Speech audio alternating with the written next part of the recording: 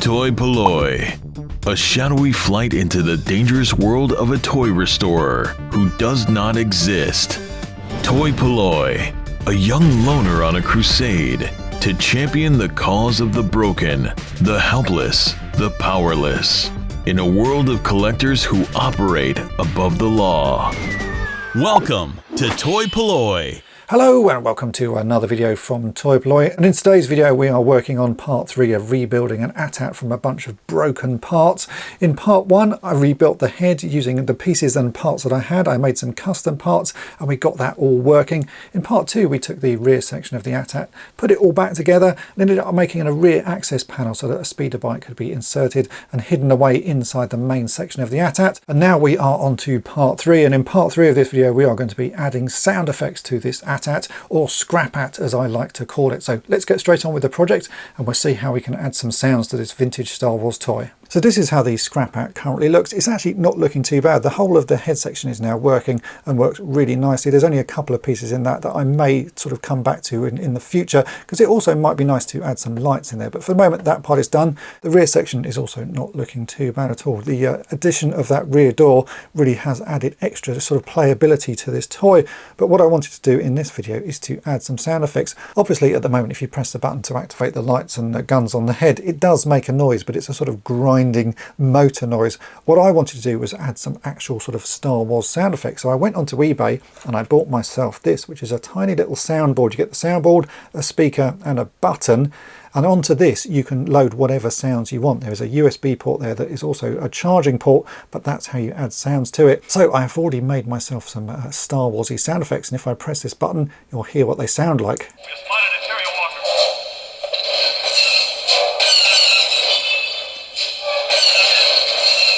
And if you want to find out how I made those sounds, you'll have to head on over to my Patreon page, because there's now an exclusive post on how that was created. But today's part of the project is going to be how we add this inside the rear section of the AT-AT, because it's fairly large. Even though it's a sort of small piece of equipment, it needs to fit somewhere, and I'm thinking it will fit just about here. The button as well needs to be fitted on the outside so we can press that easily, and there's a little panel there which I think is going to be ideal for adding that button to. But before we can even get to sort of adding this, we actually need to take the whole of this rear section apart again, because it's going to be much easier to work on if we can access everything. We've also got to add a way to charge this. As I said, there's a USB port here, which is how you copy sounds on and also charge it. So I bought an extension lead which has a little charging socket on it, and we're going to have to fit that somewhere else that we can easily access, because I think by the time that's in there it's going to be fairly awkward to access that to plug it in. So there's going to be a whole load of different things to do to get this soundboard added. First thing to do though is to take this rear section apart. Toy-polloi, that is incorrect. Try again.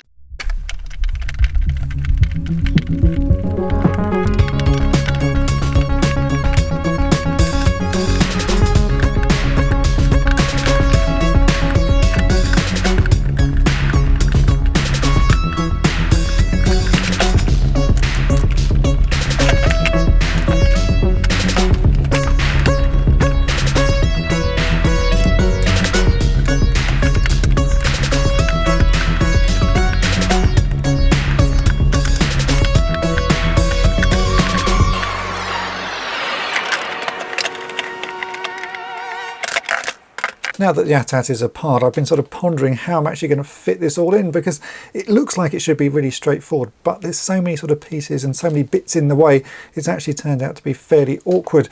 So I've taken the soundboard apart. It comes in pieces, so you can actually detach the speaker, you can detach the switch, and then you're just left with, this is the sort of main part of the soundboard, and here is the extension lead that I want to add for charging. And I think this is going to fit fairly neatly just up there. It's got a sticky pad on the back of it, so I might have to make a little bit of an extra bracket, but I think that can fit up there, and it's going to fit fairly neatly and fairly sort of out of the way. And the reason I want it this way around is there is a little switch here which is to switch it on and off, so you actually do want access to that, and any other way around I put it, that switch will be really awkward to get to. So I think that's where that has to go. And then we have the speaker, which we can put pretty much anywhere because it is so loud it doesn't seem to matter whereabouts in the AT-AT you put it, you can still hear it from the outside. I was sort of imagining that I had to drill some holes for the sound to come out of, but it it doesn't actually seem to matter. So that speaker I'm going to attach to the top there. Again, it has some double-sided tape on it, so I just have to stick that on there, and then we can plug it in here. For the switch, that's actually the really sort of fun part, because the switch just happens to be the right size. If I turn this AT-AT over, you can see that I can fit the switch here just in this little panel hole. So what I'm going to do is drill a hole through the bottom of that panel, because it's sort of slightly sunken back. We can thread the cable through and attach it to the board, which is just on the back of here. And then this I might make a nice sort of little cover for, so that it matches in with the rest of the AT-AT. I'll make a little panel that we can just stick onto the button, and that can be hidden there. So that is just a really nice little accident that that panel hole happens to be the same size as the switch, and you can see that it's going to fit really pretty well. The problem we do have though is my little extension lead for how we charge this, because it's a fairly thick cable, not particularly flexible. So I've been trying to work out where I can put this, and again, because I've put in the circuit board here, I think that's actually going to work pretty well. I can tuck the cable round under this peg post, and then I can fit it up here into the top section of the AT-AT, and I can drill some holes through onto this front section. So the head of the AT-AT is here, and I can actually fit that there, and that's where you will charge it through. So there'll be a sort of a hole on this front section of the AT-AT with a little USB socket on it. I don't think it would look too bad. If it does, I will again maybe make a little sort of bracket or something that can sit over the top of it to hide it. But I think all of that is going to fit in really rather well. So the only way to actually sort of test that is to get drilling and start making some holes. So I think the first thing I'm going to do is fit this switch properly, because that looks like the easiest thing to do. I can just pop that out like that. So I've got to drill some holes here so that we can get the tiny little cable through. That's the size of the cable. So it's about 4mm by about 3mm. So I'm going to try and drill a very neat hole through there, and then we can fit that on. And I will make some sort of piece out of styrene that I can stick on top of that switch, so that it'll mostly be hidden. You just have to press the new piece of styrene. I think that will look pretty nice. So let's get drilling some holes.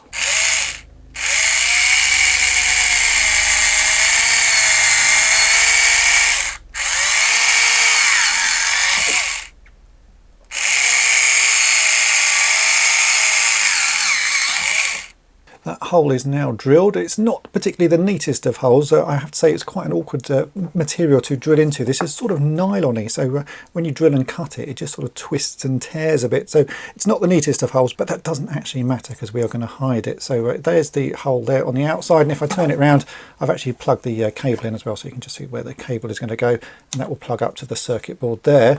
So to hide it, we are going to make a little panel for it, just using some styrene sheet. This is from my bag of offcuts. Every time I do a project with styrene, I put some offcuts in here because they're always useful in future, and this happens to be some grey styrene, and I think I can make a little panel cover that is going to be glued onto the actual button switch there. So what I'm going to do is just get cutting and see what I can make. This is 1mm thick styrene sheet, and I'm going to make a panel that doesn't fill that hole. I want to leave the top of it a little bit exposed. So I'm just going to make something that covers the main portion of the switch, and maybe add some little details to it so it looks a bit more Star Wars-y, and I think that will work really well, and it will hide any of the sort of the damage that I've done because of drilling the hole, and it will hide the fact that's really obviously a switch. So let's get making something out of this 1mm thick styrene sheet.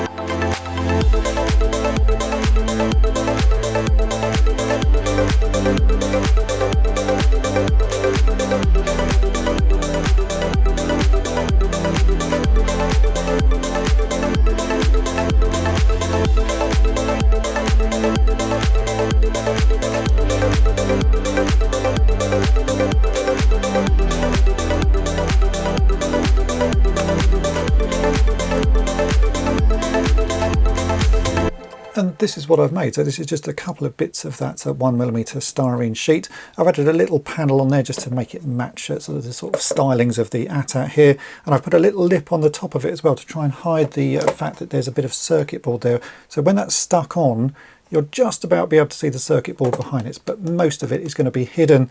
So now what I've got to do is actually stick everything together, and possibly at the end I will actually glue everything in place, but for now I've just put some double-sided tape on the back of that circuit board there so I can stick that into the alcove. Then I've put a tiny piece of the double-sided tape on the back of this, and it should just stick to the button.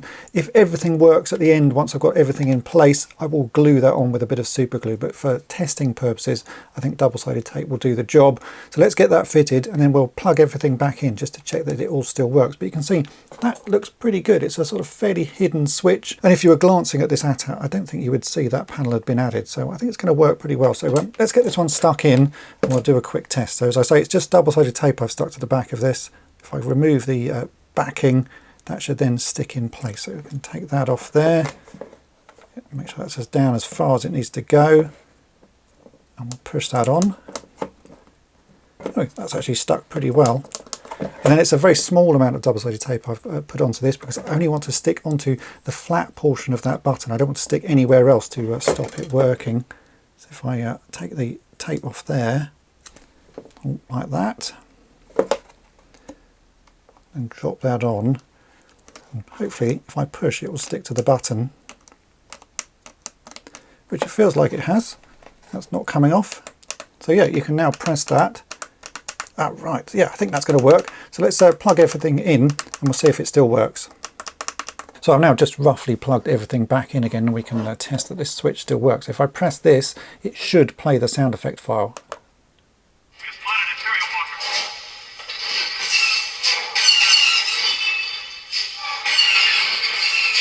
And then press it again and it stops. Yeah, that is all working. I haven't damaged the switch, and I'm really happy with how that's looking. It's nice and subtle. I don't think most people would notice that's there. So yeah, that's that switch part done. Now let's try and fit some of these pieces inside and get them actually attached to the inside of this AT-AT.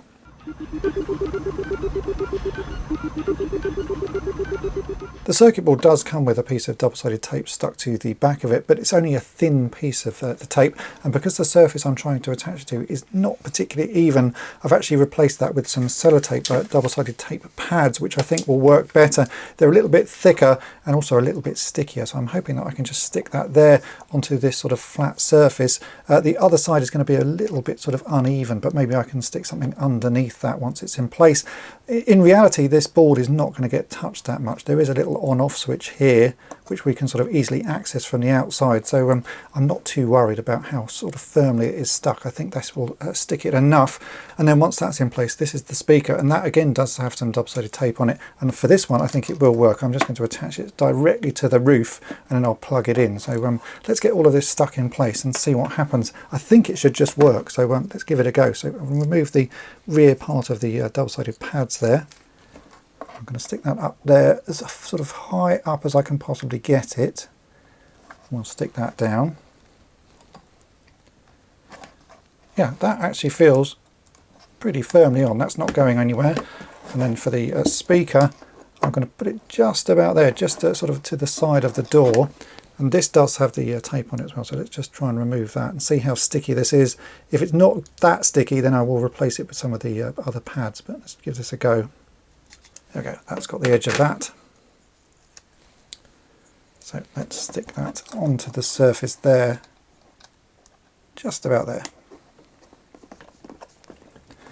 And then we can plug that back in, make sure I've got the plug around the right way.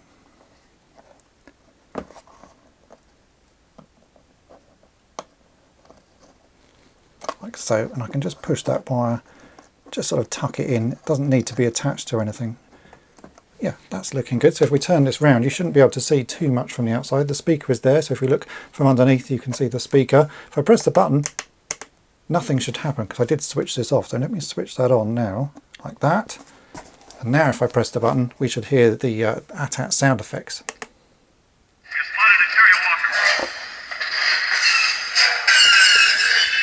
Now that I've got all of that soundboard fitted, I've been looking more at the charging port idea I had at the start, and I've actually changed my mind because I think putting a hole here with the charging port is going to look fairly ugly because it requires 3 holes. You have 2 screw holes and then the USB port.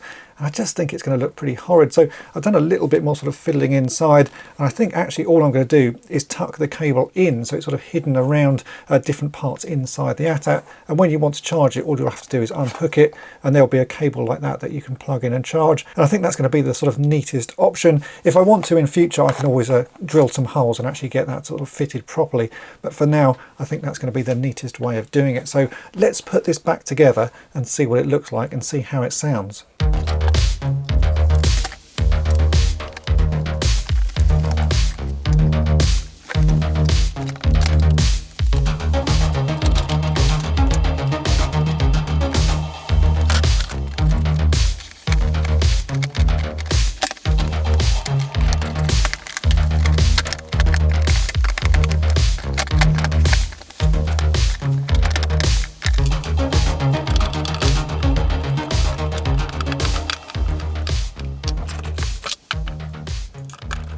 And here we go, this is it all back together, and I have to say this is rapidly becoming the favourite ATAT that I own. Even though it's not complete, even though it's built out of the broken remains of a few ATATs, it's got so many cool extra features now. It's just a wonderful little toy. So let's have a listen to the final set of sound effects. All I've got to do is press this button on the side and you will be able to hear the ATAT noises that I've added.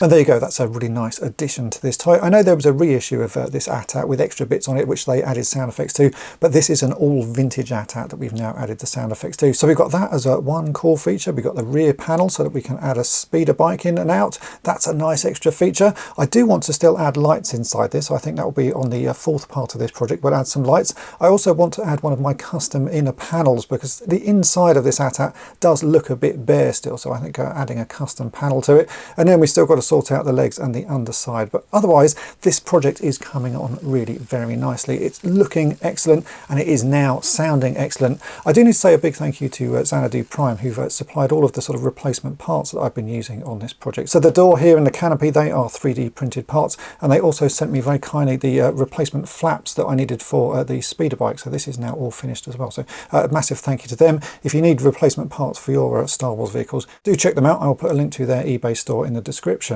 If you want to add one of these soundboards to your own projects, then I would suggest going onto eBay and having a quick search for a DIY audio music greeting card sound module. There are lots of different versions available. I just picked one that seemed to fit what I needed, so it has one button and rechargeable batteries and a USB port. There are lots of different versions available, so just have a look on there and see which one takes your fancy. This cost, I think it was about £11 to get the soundboard, so not that expensive, and as you can see it does make a big difference to the toy. And if you want to find out how I made the sound file to go on this project, then do please go and check out my Patreon page. There is a whole video that shows the process that I went through to get that sound onto the card. I will put a link to that in the description as well. So hopefully this video has been of interest to you. If it has, then make sure to hit the subscribe button and tap the bell to be notified each time I upload a new video. And if you've really enjoyed this video, then why not think about becoming a Patreon and supporting the channel. That way you get early access to all of my restoration videos, plus access to exclusive content that you won't see anywhere else. So have a think about that, and thanks for watching. Thanks for watching Toy-Polloi. Subscribe for more great videos.